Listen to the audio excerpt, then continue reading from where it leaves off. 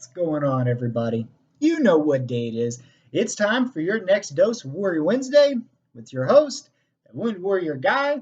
That's me. And today we are going to be starting our new multi-part series on what you can expect once the MEB process has concluded.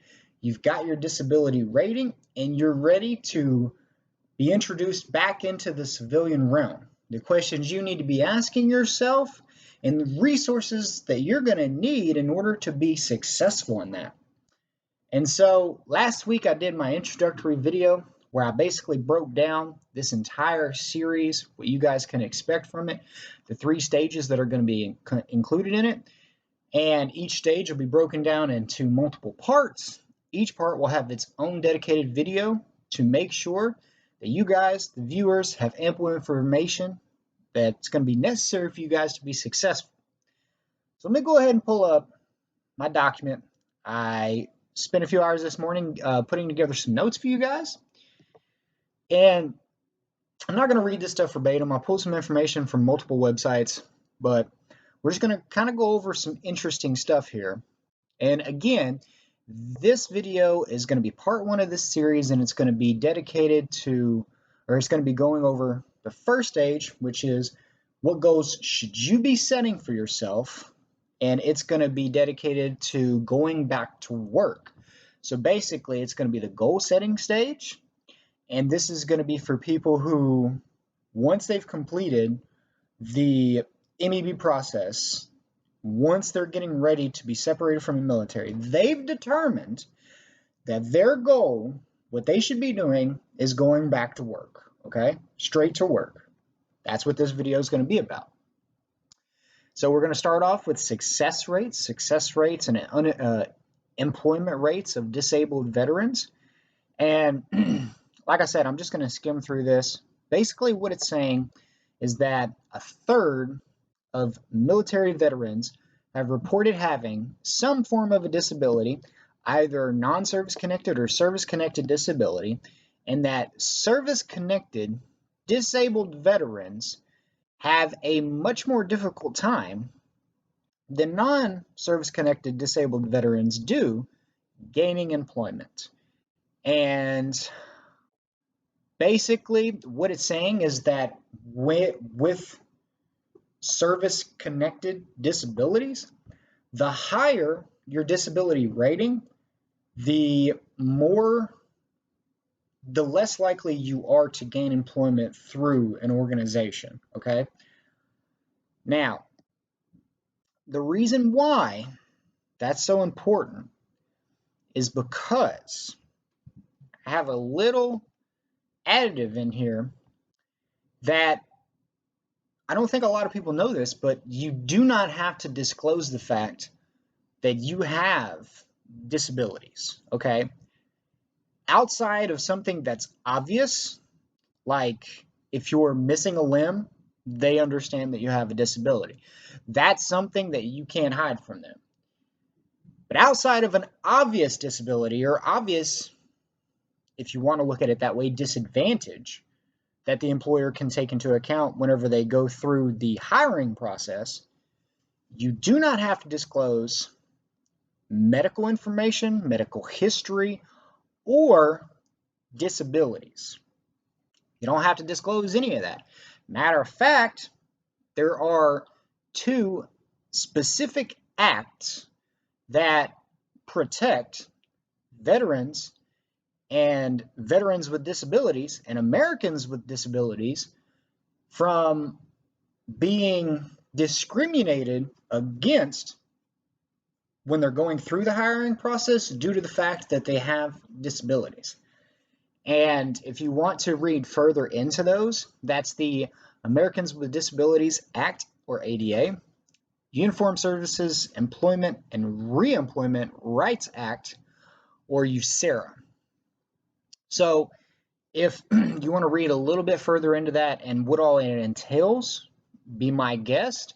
Plenty of information is available online for those 2 things, but just know when you get ready to go back to work, you do not have to disclose that information And that information should not be used against you during the hiring process in any way, shape, or form. And if you believe that you're being discriminated against, you can pull up the information from these acts, hire an attorney, and like make sure that you are, if you get passed over for a job, make sure it's because lack of references, lack of experience, not because you have a disability that is not going to affect your performance in a work environment. So just keep that in mind. I wanted to start the video with that just because I don't think a lot of people know that, but they should. Now, what we're going to talk about is companies who love to hire veterans, and there are plenty of them out there. And this is going to go into like the next stage, which is where you should live, which is why it's so important to be asking yourself these questions. Do I want to go to work? Yes. Where should I work? Well, I want to work somewhere that's going to, treat me well, that's going to be excited to have me. Where is that? Well, what companies love to hire veterans? Here you go. What companies love hiring veterans? The first one I have on here, Walgreens. I don't care where you live, there's probably a Walgreens nearby.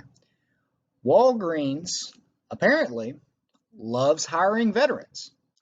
And says right here, resources for veterans. Walgreens offers a number of specialized programs for veterans, including their HERO program, which includes retail management training, on-the-job mentorship, and program support for veterans. The chain also offers military leave and military bridge pay due to eligible team members, as well as multiple resource groups for veterans. All right. Next one I have here, this is a pretty interesting one. Power Home Remodeling. If you had skills remodeling homes or doing landscaping, or if you're just real savvy with, tools and that kind of thing, making measurements, making cuts, putting things together, if you're crafty with your hands, this might be exactly what you need to be doing. Power Home Remodeling, resources for veterans. Power Home Remodeling is one of the leaders in innovative veteran employment programs, offering $3,000 as a hiring bonus for both veterans and military spouses. I think that's awesome. The company also offers numerous other programs to integrate, train, and retain veterans. Man, that's great. Then obviously we have U.S. Department of Veteran Affairs. They're always hiring people, obviously. Southwest Airlines, I think that would be a great fit for so many servicemen,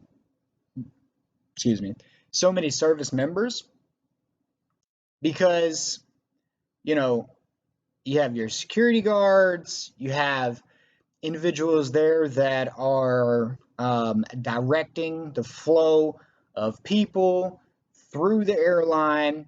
And I think it's just a great fit for a lot of people. The customer service aspect of it, like when you're going through the military, you have to be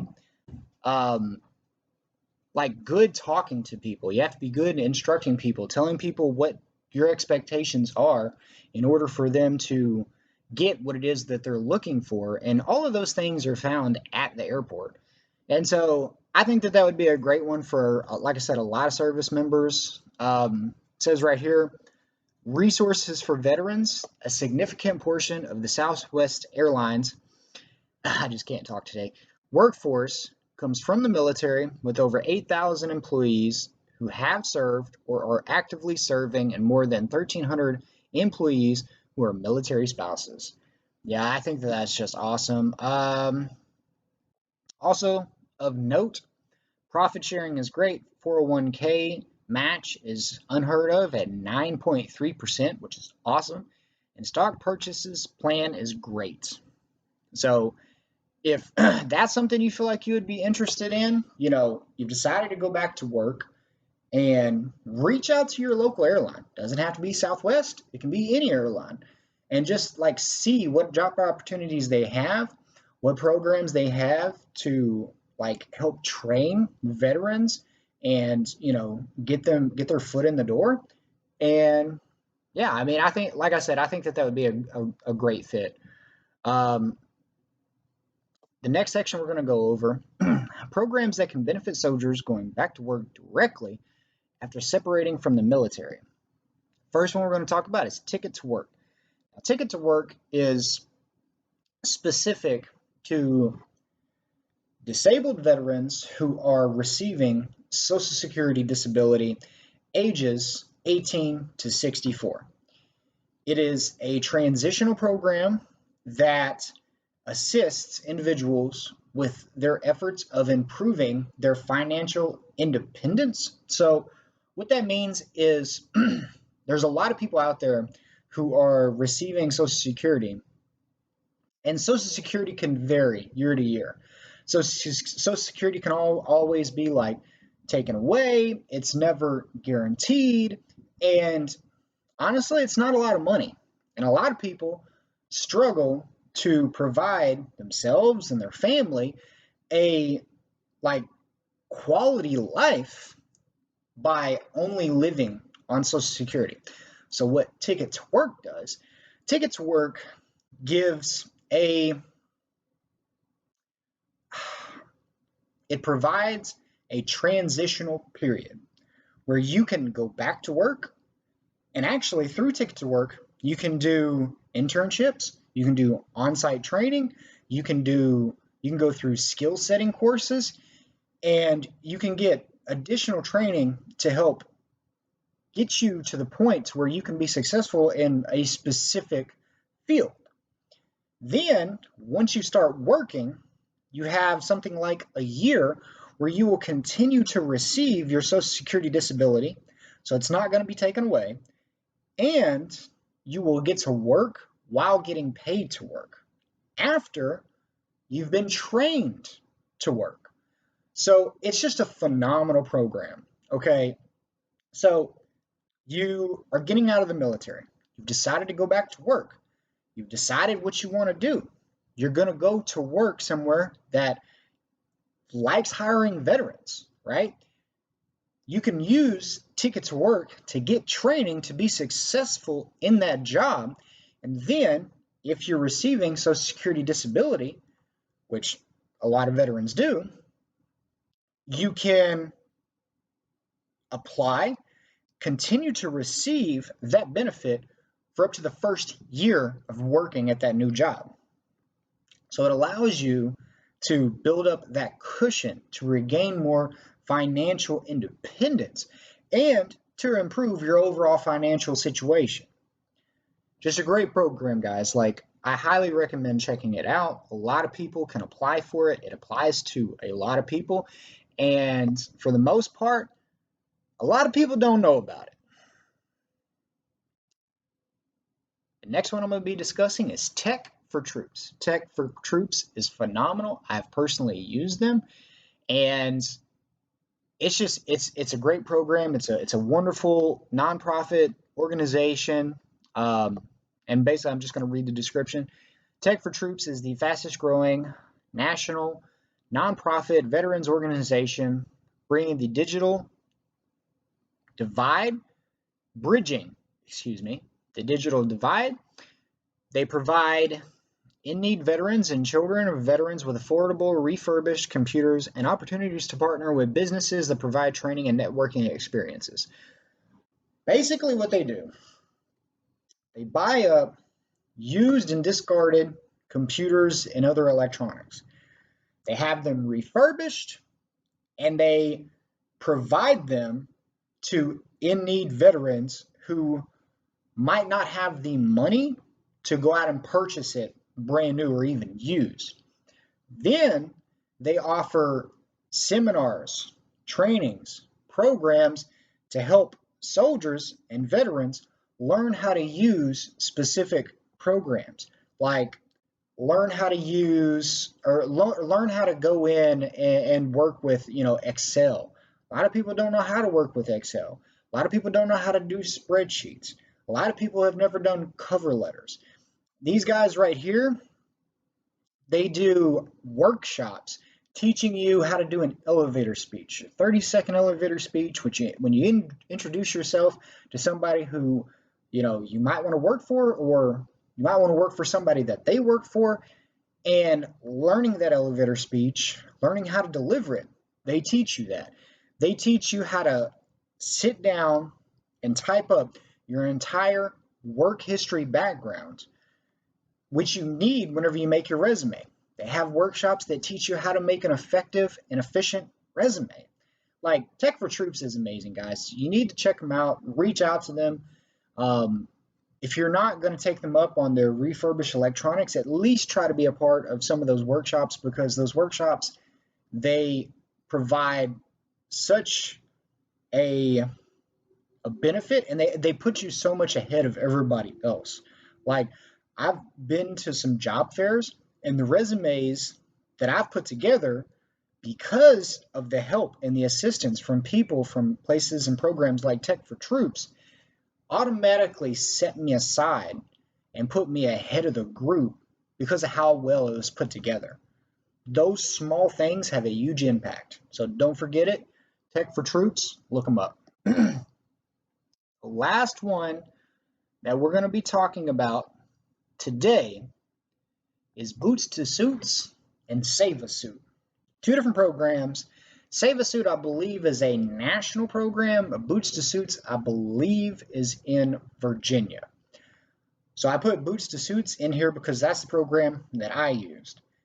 However, Save a Suit does the same thing.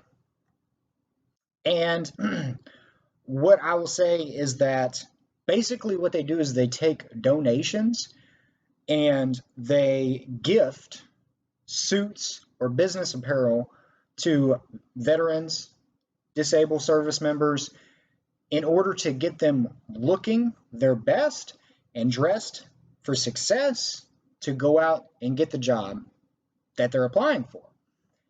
And basically, like Save a Suit, you go on their website, there's an online application that you can fill out to request a free suit, or if you don't qualify for a free suit, they do like extremely affordable purchase options through their eBay account that are extremely marked down for veterans and service members. So you can either fill out an application, apply for a free suit, and then if you get it, great. You can still go on their store and purchase the extremely marked down items that they sell through their eBay account. And if you don't, if you do not get approved for the free suit, you can still go on their store. It's, you can still do that. Also, they do like quarterly meetings. I don't know exactly where they do it. I think that they're hosted in multiple locations throughout the nation. Just go and check on their website. But they do these meetings, and basically, I've been to one of their meetings in Virginia. You'll go to a clothing manufacturer, you'll sit down for like 3 or 4 hours, and they'll go through like that manufacturer's history, why it was important for them to dress successfully to start their business. And then when the session or thing is done, they will usually gift everyone that came with some business attire. Like, I got some button-up shirts, I got some nice slacks, all that good stuff. And they just give it to you because you showed up, you went through their PowerPoint presentation. And I mean, the information itself is usually pretty awesome. It's usually like a self-made business. This is where I started. This is where I ended up. This is how I was successful. And then at the end of it, like I said, there's food, and you usually leave with some business apparel items. it's an awesome program. I have personally used Boots to Suits. I have used Tech for Troops. I got a free laptop. I got a modified keyboard. I got the Dragon program, which is it's the earpiece, or sorry, the mouthpiece that you speak in order to like do all the typing and everything for you. Awesome program, not cheap. I got that free. They do all kinds of stuff. And what I'll say with that is with Tech for Troops, you can get linked up with somebody, usually in your physical therapy or occupational therapy, and ask them if you need specialized accommodations for, say, typing or stuff around the house, that type of thing. That's where you can start requesting modified keyboards, Dragon program, stuff like that. So don't forget about that. Um, I mean, these programs are there to make your transition as easy as it can possibly be. Okay. And I've used these programs. Guys, y'all have to take advantage of these benefits because it really does set you up for success, and you're only increasing the amount of struggle that you're going to be going through if you decide to do all these things on your own. If you don't ask yourself the right questions, if you don't set that goal, and if you don't understand what resources are there meant to help you be successful in those goals, like, how can you expect to accomplish what you're trying to accomplish in any reasonable amount of time? Take advantage of these programs, take advantage of this information, and be patient with yourself and set up a strategic plan that's going to get you where you want to go in as short a time as possible. And it's going to do it in a way that you're not going to be stressed, you're not going to be anxious, at least not more so than you already were. So keep that in mind, guys. I hope y'all enjoyed this first part. I'm sorry it ran a little bit long. There is a lot of information in this series. Like I said, I'm trying to provide you guys with enough information that you guys don't leave with any questions, that you know where to go, and it gives you a better idea of what you want to do. So until next time, guys, remember, next week will be part 2. We will be going over retirement. Tune in for that if it's something you feel like you would enjoy. And until then, like always, even if you don't realize it, even if you don't believe it, there's a warrior in every single one of you. And I see it. Take care.